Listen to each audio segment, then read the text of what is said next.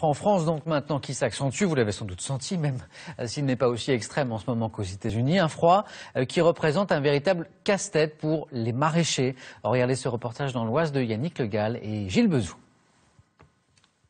Des poireaux à perte de vue recouverts de neige. Dans cette exploitation bio, Stéphane surveille régulièrement l'évolution des produits, mais avec les températures négatives, impossible de ramasser pour le moment.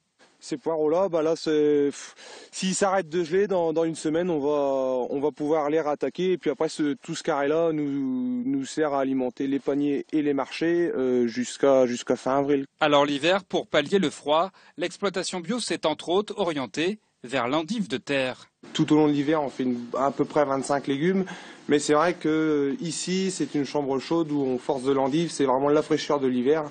Et ça nous permet de ramener quelque chose sur les marchés et puis également dans les paniers en AMAP. Du coup, sur les étals, poireaux, endives, choux, carottes et pommes de terre sont les légumes phares de l'hiver. Mais le froid complique sérieusement le quotidien des commerçants du marché de Beauvais. Alors chacun se débrouille du mieux qu'il peut. On essaye de faire le maximum pour que rien ne soit gelé.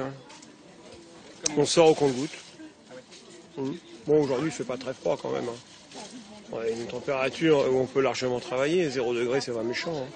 Alexandre, lui, est producteur en Seine-Maritime. 2 fois par semaine, il fait 80 km aller-retour pour vendre ses produits. Seule solution pour avoir de la marchandise, prévoir le plus en amont possible.